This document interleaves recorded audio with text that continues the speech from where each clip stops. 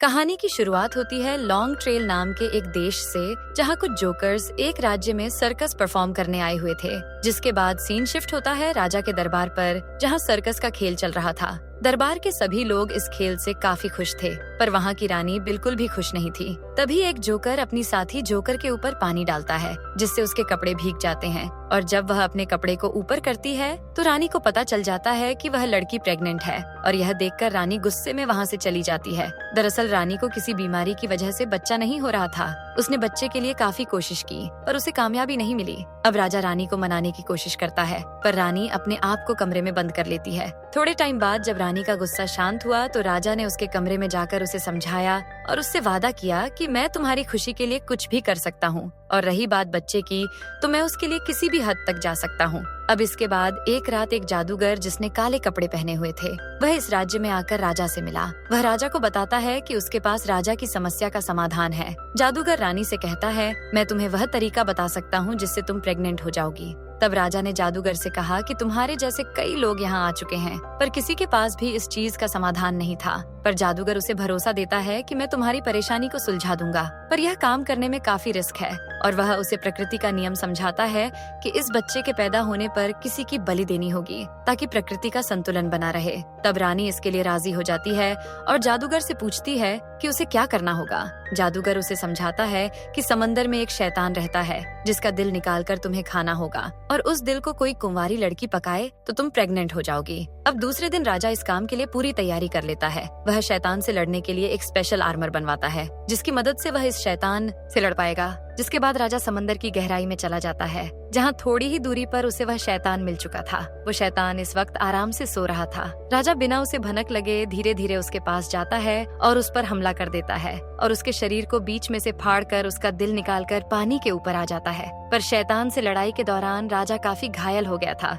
जिससे उसकी मौत हो जाती है। जिसके बाद रानी वहाँ आती है और उस दिल को बड़े ही प्यार से अपने महल में ले जाती है, और वह एक कुंवारी लड़की को उस दिल को पकाने के लिए कहती है। लेकिन जब वह मेड उस दिल को पका रही थी तो वह कुछ अजीब महसूस करती है। कुछ ही देर में अचानक वह भी प्रेग्नेंट हो जाती है, और यहाँ रानी उस पके हुए दिल को खा लेती है, जिससे रानी भी प्रेग्नेंट हो जाती है, और मेड और रानी दोनों एक साथ बच्चों को जन्म देती हैं। रानी के बच्चे का नाम एलेक्स रखा जाता है, और वो अपने बच्चे के लिए काफी एक्साइटेड थी और उसे इस देश का राजा बनाना चाहती थी। दूसरी ओर मेड के बेटे का नाम जॉन रखा जाता है। अब ऐसे ही 15 साल बीत जाते हैं और ये दोनों बच्चे अब बड़े हो चुके थे। रानी अपने बेटे के साथ काफी खुश रहती थी। वहीं जॉन और एलेक्स एक दूसरे के बेस्ट फ्रेंड थे और एक दूसरे से हर बात शेयर करते थे। पर इन दोनों की दोस्ती को देखकर रानी को अच्छा नहीं लगता, इसलिए वह एलेक्स को समझाती है कि तुम एक शाही खानदान के वंशज हो, तो तुम किसी नीची जाति वाले के साथ कैसे रह सकते हो? यह तुम्हें शोभा नहीं देता। तुमसे दोस्ती करने वाले की भी औकात होनी चाहिए। पर एलेक्स अपनी माँ की बात नहीं मानता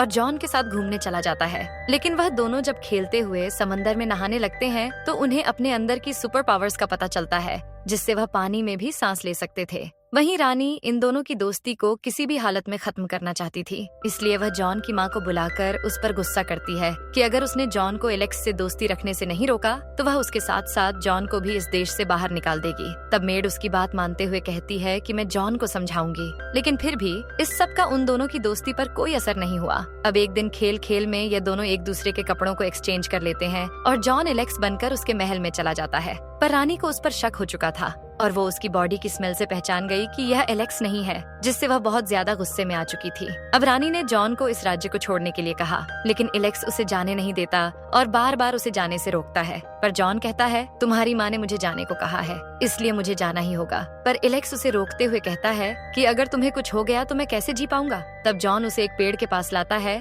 और उस पेड़ पर एक कट लगा देता है, जिससे उस पेड़ से पानी निकलने लगा। जिस पर जॉन का कहना था कि जब तक इस पेड़ से ऐसा पानी निकलता रहेगा समझ लेना कि मैं जिंदा हूँ, पर जिस दिन यह पानी लाल खून में बदल गया तो समझ लेना मेरी जान खतरे में है। और यह कहकर जॉन वहाँ से चला जाता है। अब एलेक्स जॉन के जाने की वजह से अकेला रहने लगा था और वह हर दिन उस पेड़ के पास जाकर पानी को चेक किया करता था। लेकिन ऐसे ही एक दिन जब वह उस पेड़ के पास आया तो उसने देखा कि उस पेड़ से पानी नहीं बल्कि खून निकल रहा था, जिसे देखकर वह समझ गया था कि जॉन किसी बहुत बड़ी मुसीबत में है। इसलिए वह जॉन की मदद करने के लिए अपनी माँ को बताए बिना ही वहाँ से निकल गया और जॉन को ढूंढने लगा। और कई जगहों पर ढूंढने के बाद उसको जॉन के घर का पता भी मिल गया था। लेकिन उस एरिया में कई लोग उसे जॉन समझकर उसे गले लगाकर रोने लगे। तब एलेक्स ने उन्हें बताया कि मैं जॉन नहीं बल्कि एलेक्स हूँ, और उसने उन सबको अपनी और जॉन की पूरी कहानी समझाई, जिसके दौरान उसे पता चला कि जॉन की शादी हो चुकी है। वहाँ के लोगों ने बताया कि कुछ दिन पहले जॉन एक खतरनाक जंगल में गया था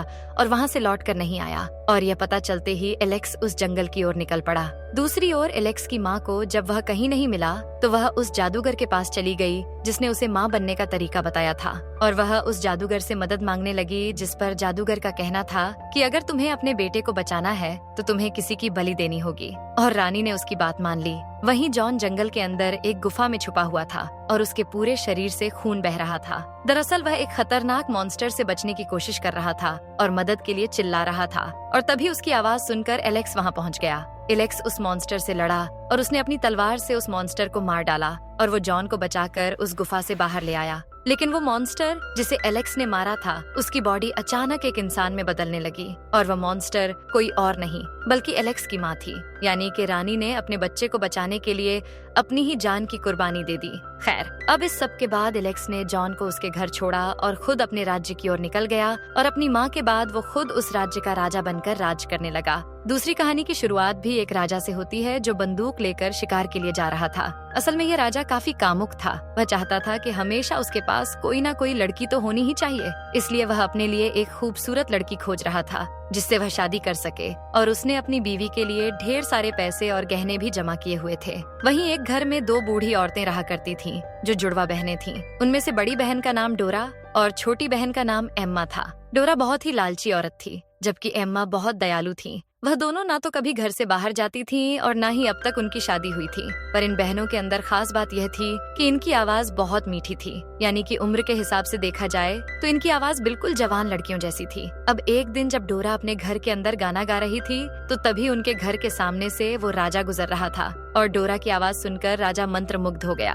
राजा सोच रहा था कि अगर इसकी आवाज इतनी अच्छी है तो यह लड़की कितनी सुंदर होगी, इसलिए वह डोरा से अपना चेहरा दिखाने के लिए कहने लगा। पर इससे वह दोनों बहनें बुरी तरह से डर जाती हैं, क्योंकि उन्हें लग रहा था कि अगर राजा को पता चल गया कि वह दोनों बूढ़ी हैं तो वह गुस्से में उनको मार भी सकता है। इसलिए वह दोनों एक प्लान बनाती हैं, जिसके मुताबिक उन्होंने राजा से कहा कि आज आप अचानक मुझे बुला रहे हैं तो मुझे अनकंफर्टेबल लग रहा है, पर अगर आप 1 हफ्ते बाद मुझे बुलाओगे तो मैं आ जाऊंगी। और राजा यह सुनकर वहाँ से चला गया, जिसके अगले दिन से यह दोनों बहनें अपने शरीर की एक उंगली को जवान करने की कोशिश में लग जाती हैं। वह कई तरह की दवाई इस्तेमाल करती हैं, पर इससे उन्हें कोई फायदा नहीं हो रहा था, क्योंकि इससे उनकी उंगली बस कुछ वक्त के लिए ही जवान रहती और फिर पहले जैसी हो जाती, जिससे इनकी सारी खुशियां बर्बाद हो गईं। लेकिन इसी दौरान एम्मा अपनी एक उंगली को काफी समय से अपने मुंह में रखकर चूस रही थी, और कुछ देर बाद उसने देखा कि उसकी उंगली बहुत ही मुलायम और जवान हो गई थी, बिल्कुल किसी जवान औरत की तरह। मगर यह सब करते करते उनका 1 हफ्ता खत्म हो चुका था, और वह राजा दोबारा वहाँ आकर उनका दरवाजा खटखटाते हुए कहता है, 1 हफ्ता खत्म हो चुका है, यानी कि अब तुम्हें अपना चेहरा दिखाना ही होगा। पर राजा की इस बात को सुनकर वह दोनों बहनें फिर से काफी डर गई थीं। उन्हें यह समझ आ गया था कि राजा इतनी आसानी से उनका पीछा नहीं छोड़ेगा, इसलिए उन्हें इसका कोई न कोई हल तो निकालना ही होगा। तभी डोरा एम्मा की वह सुंदर उंगली दरवाजे से बाहर निकालते हुए कहती है, आज सिर्फ मैं अपनी उंगली ही दिखा सकती हूँ। राजा उसकी सुंदर उंगली को देखकर खुशी से पागल हो गया और उसे किस करने लगा, जिससे वह दोनों बहनें और भी डर गईं, क्योंकि अगर राजा को उनकी सच्चाई पता चली तो वह उन्हें मार देगा। तब राजा ने उनसे कहा कि मुझे तुम्हारा चेहरा देखना है और तुम्हारे साथ रहना है। तो डोरा ने कहा, मुझे यह स्वीकार है, लेकिन मैं बहुत ही शर्मीली लड़की हूँ, इसलिए मैं आपसे सिर्फ रात के समय ही मिलूंगी, और आप यह वादा कीजिए कि उस रात कहीं भी कोई दिया या उजाला नहीं होना चाहिए। और राजा इस शर्त को मानकर खुशी खुशी वहाँ से चला गया। जिसके बाद वह दोनों बहनें अपने रिंकल्स छुपाने के लिए ग्लू का इस्तेमाल करती हैं, जिससे उनका काम बन जाता है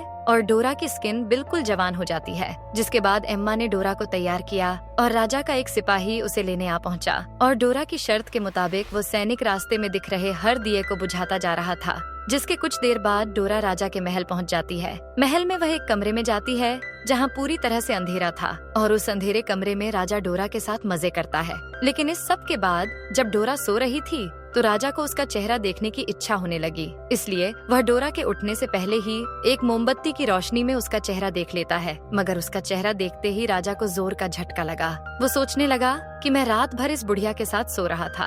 अब राजा ने गुस्से में आकर अपने सैनिक से कहा कि इस बुढ़िया को खिड़की से बाहर फेंक दो, और उस सैनिक ने भी बिल्कुल वैसा ही किया। लेकिन वहाँ से गिरते वक्त डोरा की ड्रेस पेड़ों में अटक गई और उसकी जान बच गई। तभी वहाँ पर एक जादूगरनी आती है जो डोरा पर जादू करके उसे बहुत ही जवान और खूबसूरत लड़की में बदलकर वहाँ से चली जाती है। लेकिन डोरा को यह ठीक तरह से याद नहीं था कि जादूगरनी ने उस पर क्या जादू किया है। अब कुछ दिनों के बाद राजा उसी जंगल में शिकार करने आता है, जहाँ उसने जंगल में खड़ी डोरा को देखा, और डोरा को देखते ही राजा को उससे पहली नजर का प्यार हो गया। वह डोरा को अपने महल में ले जाकर सबको बताता है कि यह मेरी होने वाली बीवी है। राजा और डोरा की शादी भी अब फिक्स हो चुकी थी, इसलिए डोरा एम्मा को अपनी शादी के इनविटेशन कार्ड के साथ एक सुंदर सी ड्रेस भेजती है। जिसके कुछ दिनों बाद फाइनली डोरा की शादी का दिन आता है और एम्मा भी अपनी बहन की शादी में पहुंच चुकी थी। लेकिन वहाँ डोरा से मिलकर उसे यकीन नहीं हो रहा था कि यह डोरा है। वो डोरा से पूछती है कि तुम इतनी सुंदर कैसे बन गई? तो डोरा ने कहा कि मैंने अपनी स्किन को काट कर उतार दिया था और धीरे धीरे मेरे शरीर पर नई स्किन आ गई, जिससे मैं जवान दिखने लगी। अब इसके बाद एम्मा जब अपने घर जाने के लिए निकली तो वह रास्ते में एक दुकान पर रुक गई, जहाँ एक आदमी चाकू बेच रहा था। और एम्मा उस आदमी के पास जाकर उससे अपनी स्किन को उतारने के लिए मदद मांगते हुए कहने लगी कि मैं तुम्हें अपने सारे गहने दे दूंगी, पर तुम मेरी स्किन उतार दो। और यह कहकर उसने अपने सारे कीमती गहने उस दुकानदार को दे दिए। अब इतने गहनों को देखकर वह आदमी भी उसकी मदद करने के लिए मान गया था, और एम्मा के इस काम को करने के लिए वह उसे एक जंगल में ले गया, जहाँ वो एम्मा को एक पेड़ से बांधकर उसकी स्किन को चाकू से एक एक करके निकालने लगा। और पूरी स्किन निकलने के बाद एम्मा इसी हालत में महल की ओर बढ़ने लगी। लेकिन वहाँ पहुँचने से पहले रास्ते में ही उसकी मौत हो गई। दूसरी ओर डोरा को भी अब कुछ अजीब लगने लगा था। उसकी स्किन में फिर से बदलाव आने लगे थे, यानी कि वह फिर से बूढ़ी होने लगी थी। इसलिए वह राजा को इस बात का पता चलने से पहले ही वहाँ से निकल गई, और बाहर निकलते ही वह फिर से एक बूढ़ी औरत में बदल गई। और वहाँ से तेजी से भागते हुए उसने यह फैसला किया कि वो यहाँ लौटकर कभी नहीं आएगी। और इसी के साथ हमारी दूसरी कहानी भी यहीं पर खत्म हो जाती है। लेकिन हमारी तीसरी कहानी की शुरुआत भी एक राजा से होती है, जो कि बहुत ही अजीब किस्म का आदमी था। उसकी पत्नी की कई साल पहले मौत हो चुकी थी, मगर उसकी एक बेटी है जिसका नाम वायलेट है। हालांकि अपनी पत्नी के मरने के बाद से ही राजा वायलेट से नाराज रहने लगा था। अब एक दिन जब राजा दरबार में बैठा हुआ था, तभी उसने देखा कि उसके हाथ पर बैठा एक कीड़ा उसका खून पी रहा था। लेकिन वो उस कीड़े को मारने की बजाय अपना खून देता है और उसे पालतू बना लेता है। और धीरे धीरे राजा का खून पीकर वो कीड़ा काफी बड़ा हो गया था। राजा अपनी बेटी की शादी के बारे में सोचने की बजाय उस कीड़े को पालने और हमेशा उसके साथ खेलने में ही लगा रहता था। लेकिन एक दिन उसके इस कीड़े ने किसी बीमारी की वजह से दम तोड़ दिया, जिसके बाद राजा ने अपनी बेटी की शादी करने का फैसला किया। राजा ने सोचा वो इस शादी के लिए कंपटीशन करवाएगा, और इस कंपटीशन में जो भी जीतेगा उसी से उसकी बेटी की शादी होगी। लेकिन जब उसने यह बात अपनी बेटी को बताई तो वो यह सुनकर काफी दुखी हो गई, पर फिर भी उसने अपने पिता की खुशी के लिए उनकी बात मान ली। अब इस कंपटीशन के चर्चे उस देश में ही नहीं बल्कि बाहर के देशों में भी होने लगे थे। और जब कंपटीशन का दिन आया तो सबको पता चलता है कि राजा ने उस कीड़े की खाल निकाल ली थी, और जो कोई भी उस खाल को देखकर उस कीड़े का नाम बता देगा, राजा अपनी बेटी की शादी उसी से करवाएगा। इस कंपटीशन में कई राजकुमार आए हुए थे, पर कोई भी उस कीड़े का सही नाम नहीं बता पा रहा था। तभी वहाँ एक आदमी आता है जिसका नाम था ओग्रे। ओग्रे वैसे तो काफी लंबा चौड़ा था, पर वह दिखने में बहुत बदसूरत था, और राजा के सिपाही उसे रोकने की कोशिश कर रहे थे। पर उसने कहा कि मैं भी यहाँ इस कंपटीशन में हिस्सा लेने आया हूँ। जिसके बाद सिपाहियों ने उसे अंदर आने दिया। अब ओग्रे उस कीड़े की खाल के पास गया और उसे बड़ी ही गौर से देखने लगा, और कुछ देर उस खाल को सूंघने के बाद उसने उस कीड़े का सही नाम बता दिया। मगर यह सुनते ही वायलेट वहाँ से भाग गई, और उसने महल की छत से कूदकर खुद को खत्म करने का फैसला कर लिया। पर तभी राजा ने वहाँ आकर उसे रोका और उसे समझाया कि मैंने उसे अपना वचन दिया है, पर तुम मर गई तो मेरा वचन कौन निभाएगा? तो प्लीज मेरी बेटी मेरे वचन का मान रख लो।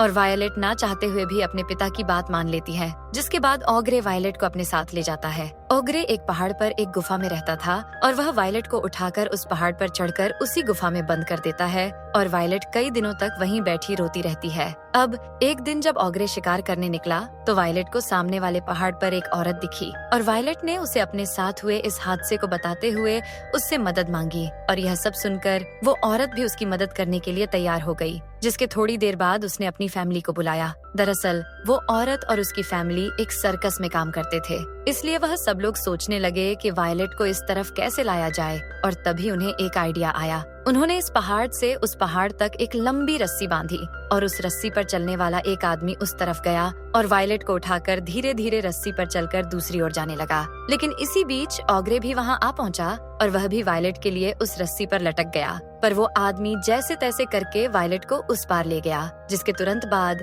उन लोगों ने रस्सी काट दी और ऑग्रे पहाड़ से नीचे गिर गया। अब यह सब सोच रहे थे कि ऑग्रे पहाड़ से गिरकर मर गया होगा, लेकिन कुछ दिनों के बाद वह वापस आ गया और उसने उस फैमिली के घर को ढूंढकर एक एक करके उन सबको मार डाला। पर वायलेट वहाँ से भागकर एक गुफा के अंदर छुप गई थी, लेकिन ऑग्रे ने वहाँ पहुंचकर उसे भी पकड़ लिया। वायलेट के पास इस वक्त और कोई रास्ता नहीं था, इसलिए वह अपनी हार मानने का नाटक करती है, जिससे ऑग्रे का गुस्सा भी कम हो जाता है। लेकिन मौका मिलते ही वायलेट ने ऑग्रे की गर्दन काटकर उसे मार दिया, जिसके बाद वह उसका सर काटकर खून से भरे शरीर के साथ उस सर को अपने पिता के महल में ले गई, जहां उसने अपने पिता से कहा, जरा देखो आपने मेरे लिए किस हैवान को चुना था। और यह कहकर वो फूट फूट कर रोने लगी। अब यह सब देखकर राजा को भी अपनी गलती का एहसास हो गया और उसने वायलेट से माफी मांगी और अपनी इस गलती का पश्चाताप करने के लिए उसने वायलेट को इस राज्य की रानी बना दिया। जिसके बाद वायलेट की क्राउन सेरेमनी बहुत धूमधाम से मनाई गई और इसी के साथ हमारी आखिरी कहानी भी यहीं पर खत्म हो जाती है।